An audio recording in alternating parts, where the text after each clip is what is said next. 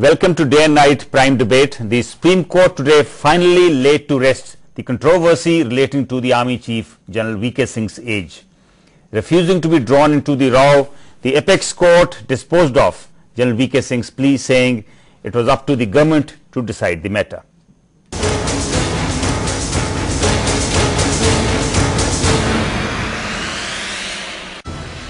The matter has finally been resolved. Army Chief General V.K. Singh will retire on 31st May this year. This, as May 10, 1950 will be considered as the Army Chief's date of birth. General V.K. Singh wanted it to be changed to May 10, 1951, a move that would have given him 10 more months in office. But that was not to be. The Supreme Court on Friday upheld the government decision on his age issue. The Apex Court said it was not in favour of entertaining General V.K. Singh's petition. The court told General V.K. Singh that he could not go back on his commitment of accepting the date of birth as May 10, 1950. The court gave him a choice to withdraw his petition, which the Army Chief did. The Apex Court also noted that the government has full faith in him and that the court wanted to ensure that he continues to work as the Army Chief as he has been doing. Who is to blame for this unseemly controversy? What next now? To discuss this, we are joined in the studio by three retired Army officers: Brigadier D.S. Dhillon, former officer of the Armored Corps; Lieutenant General B.S. Randhawa, former Director General Rashtriya Rifles; and Colonel S.K. Agrawal, an advocate who served in the Judge Advocate General JAG branch. Welcome to the discussion. Brigadier Dhillon, I'll start with you. How do you view the Supreme Court decision today? They have said that disposed of the Army Chief's petition and said it was up to the government to decide on his age. Well, in sum, it basically means that the chief withdrew from what he thought he was fighting for a principle. And it is symptomatic of a system that has decayed. That here is a chief who goes to the Supreme Court, raises an issue, and he withdraws. But did he have an option under the circumstances now? Of course he did. He could have allowed the Supreme Court to have rejected his appeal and gone back as an honorable man who tried to put across to the Supreme Court what he thought was legally his right. Brigadier Dhillon, who came out more battered at the end of it? Was it the Army, the MOD, was it General V.K. Singh in person, or was it the Office of the Chief of Army Staff? I think we've suffered as a nation. And the kind of spectacle that has gone on in the Supreme Court has not happened overnight. We have a system where we are apparently throwing up people with a certain trend of mind. For them, the immediate gains at every rank are more important than the system itself. So as a nation, we are losing credibility. So are you saying that of General V.K. Singh? He is just symptomatic of one man. There are series of these gentlemen who over a period of time have used the system to go up, and when it did not suit their convenience, they withdrew in the manner that he withdrew his appeal today. General Randhawa, do you agree with Brigadier Dhillon? And also, how do you view the Supreme Court decision? Do you think the Supreme Court should have gone whole hog, heard the petition and then decided? First of all, I tend to agree with Brigadier Dhillon to some extent. Okay. And second point about you is Supreme Court having gone to hear his case. They did. Supreme Court went into details of the case. MOD also gave their viewpoint. His lawyers, one who's from Chandigarh and the one who's from Delhi, they gave their viewpoint also. And but obviously the Supreme Court didn't go into the detailed arguments on the issue. There were no requirement because the facts were well before them. Because the basic thing is that there was something to be proved was the date of birth, year of the birth only, and which was very obvious from certain documents. So there was no need for the Supreme Court to go into more details and waste time, theirs as well as the nation. And so therefore they gave the judgment. But who do you blame for finally what happened? The Army headquarters, the MOD, General V.K. Singh, or all of them? No, I don't blame the MOD. I blame whoever were involved in this case. A man is known by the company he keeps. Okay. So I don't know who are the advisors, who are the close associates of General V.K. Singh. I have known him earlier. He's a very fine chap. But I think he was misled by certain gentlemen, certain personalities, and once he had taken a plunge into the episode, he didn't want to back out. I personally feel, I may be wrong. But I thought a very large number of army officers, General Randhawa, were supporting his case. No, there was a vertical split in the with the veterans, veterans particularly. All those who were serving, they will not open their mouth at all, which they shouldn't also. Yes. They may open their mouth, but later on. And all those who are retired, they know the facts. They have served with him, he served with them. So therefore, they knew what the facts are. They knew what the facts are. So therefore, the spot you can take it. So are you suggesting that there is still more to it than what has come out? Yes, there is more to that. That's what I feel. My perception is there is going to be something more to that. Okay. Colonel Agarwal, you come from the legal branch of the army. What do the army regulations say on cases like this? A soldier can apply for alteration of date of birth within 2 years from the date of enrollment.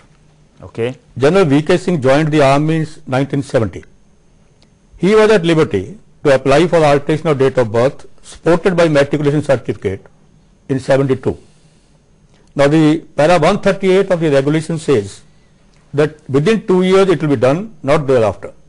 For soldiers, Chief of Army Staff is competent, but for officers it is only Government of India. So he has been sleeping for over 30 years. Are you suggesting that General V.K. Singh had no case at all at this point of time? In the eyes of law, he had no case. We have a similar case. But Colonel Agarwal, in this case, the chief is not asking for a change of date of birth. He is only asking for a correction in his date of birth. No.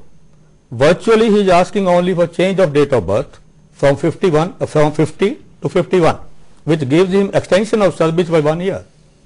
It was not a fight for honor. It was a fight for extension of service by 1 year.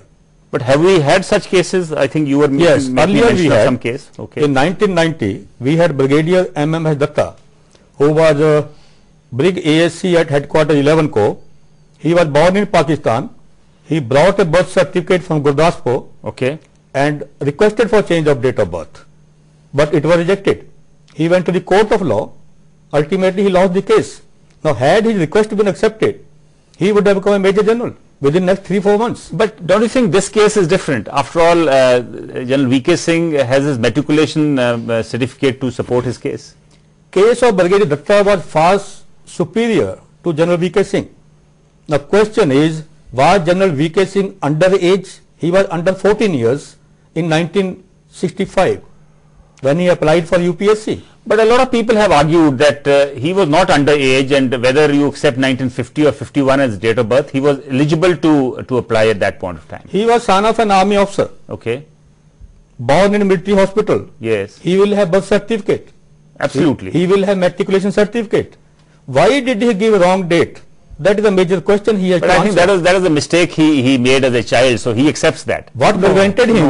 What prevented him from applying for alteration if mistake has taken place? Why did he give in writing in 2008 to the Government of India that I accept? Yes, that of course is questionable. General Randhawa, what do you think? Should the Army Chief, General V.K. Singh, have moved the Supreme Court at all in the first place?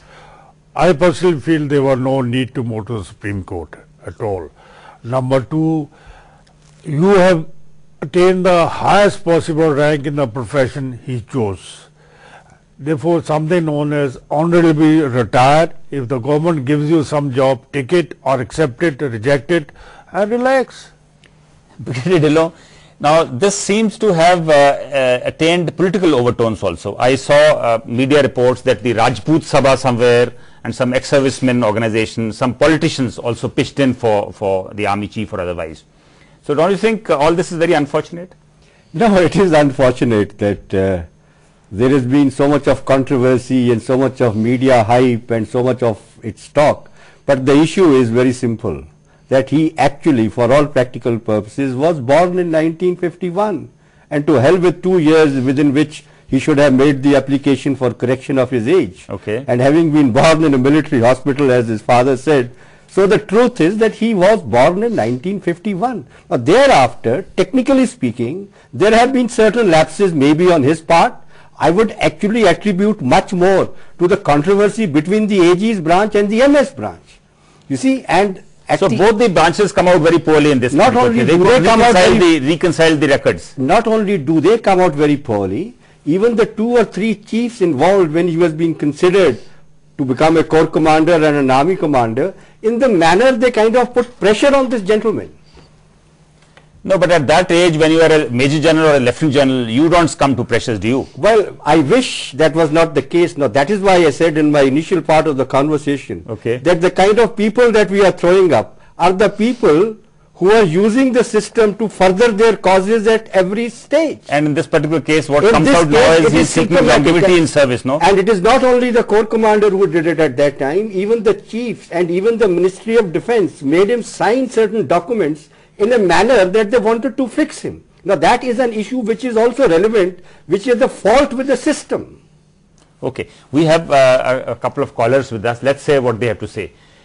Yes, please, please say your name and where are you speaking from? Sandhu साहब मैं नरिंदर सिंह बोलता जी Muktsar district ਤੋਂ। हाँ जी नरिंदर जी। ਇਹ ਸੰਧੂ ਸਾਹਿਬ ਜਿਹੜਾ ਆਪਣਾ ਫੌਜ ਮੁਖੀ ਸਾਹਿਬ ਨੇ ਕੇਸ ਕੀਤਾ ਸੀਗਾ ਸੁਪਰੀਮ ਕੋਰਟ ਤੇ ਜੀ, ਇਹ ਜਦੋਂ ਉਹ ਪਹਿਲਾਂ ਕੈਪਟਨ ਬਣੇ ਹੋਣਗੇ ਉਹਨਾਂ ਦੀ ਹੌਲੀ ਹੌਲੀ ਉਹ ਫੌਜ ਮੁਖੀ ਦੇ ਅਹੁਦੇ ਤੇ ਤਾਂ ਹੁਣ ਪਹੁੰਚੇ ਆ ਨਾ ਜੀ ਤੇ ਪਹਿਲਾਂ ਉਹਨਾਂ ਨੇ ਕਿਉਂ ਨਹੀਂ ਇਸ ਵੱਲ ਧਿਆਨ ਦਿੱਤਾ ਜਾਂ ਪਹਿਲਾਂ ਉਹਨਾਂ ਨੇ ਕਿਉਂ ਨਹੀਂ ਇਸ ਚੀਜ਼ ਨੂੰ ਚੱਕਿਆ ਵੀ ਮੇਰੀ ਜਿਹੜੀ ਜਦੋਂ ਹੁਣ ਉਹ ਜਦੋਂ ਉਹਨਾਂ ਦੀ ਰਿਟਾਇਰਮੈਂਟ ਦੇ ਵਿੱਚ 1 ਸਾਲ ਰਹਿ ਗਿਆ ਤਾਂ ਉਹਨਾਂ ਨੇ ਇਹ ਕੇਸ ਬਿਲਕੁਲ ਠੀਕ ਹੈ ਜੀ, ਸ਼ਾਇਦ ਇਸੇ ਕਰਕੇ ਸੁਪਰੀਮ ਕੋਰਟ ਨੇ ਉਹਨਾਂ ਨੂੰ ਕਿਹਾ ਵੀ ਆਪ ਪਟੀਸ਼ਨ ਵਾਪਸ ਲੈ ਲਓ ਜਾਂ ਅਸੀਂ ਇਹਨੂੰ ਰੱਦ ਕਰ ਦਿਆਂਗੇ। ਪੱਧਰ ਤੇ ਸਾਡੇ ਦੇਸ਼ ਦੀ ਇਹ ਇੱਕ ਤਰ੍ਹਾਂ ਦੀ ਬਦਨਾਮੀ ਹੋਈ ਵੀ ਅਸੀਂ ਫੌਜ ਮੁਖੀ ਨਾਲ ਅਸੀਂ ਲੜਦੇ ਕੋਈ ਚੰਗੇ ਥੋੜੀ ਲੱਗਦੇ ਸੀਗੇ ਜੀ। ਇੱਕ ਹੋਰ ਸ਼ਾਇਦ ਕਾਲਰ ਸਾਡੇ ਨਾਲ ਜੁੜੇ ਆ। ਹਾਂਜੀ, ਕੌਣ ਬੋਲ ਰਹੇ ਤੁਸੀਂ? ਹੈਲੋ, ਹਾਂਜੀ ਸੁਖਮੰਦਰ ਸਿੰਘ ਬੋਲ ਰਿਹਾ ਜੀ ਮੈਂ ਬਠਿੰਡਾ ਤੋਂ। ਹਾਂਜੀ, ਕੀ ਕਹਿਣਾ ਚਾਹੁੰਦੇ ਜੇ? ਹਾਂਜੀ, ਇੱਕ ਤਾਂ ਜਿਹੜਾ ਸਰਕਾਰ ਨੇ ਮਤਲਬ ਜਦੋਂ ਅਪਾਇੰਟ ਕੀਤਾ ਜਿਹਨਾਂ ਨੂੰ ਆਰਮੀ ਚੀਫ, ਉਦੋਂ ਇਹ ਕਲੀਅਰ ਕਰਨਾ ਚਾਹੀਦਾ ਸੀ ਇਹਨਾਂ ਨੂੰ। ਦੂਸਰਾ, ਜਿਵੇਂ ਕਰਨਲ ਸਾਹਿਬ ਨੇ ਹੁਣੇ ਕਿਹਾ ਹੈਗਾ ਵੀ ਹੈਲੋ ਜੀ ਹਾਂਜੀ, ਆਵਾਜ਼ ਆ ਰਹੀ, ਬਿਲਕੁਲ ਕਹੋ ਤੁਸੀਂ ਕੀ ਕਹਿਣਾ ਚਾਹੁੰਦੇ ਜੇ? Hanji, I think we lost the connection. I think primarily they're also supporting Colonel Agarwal, whatever you were saying.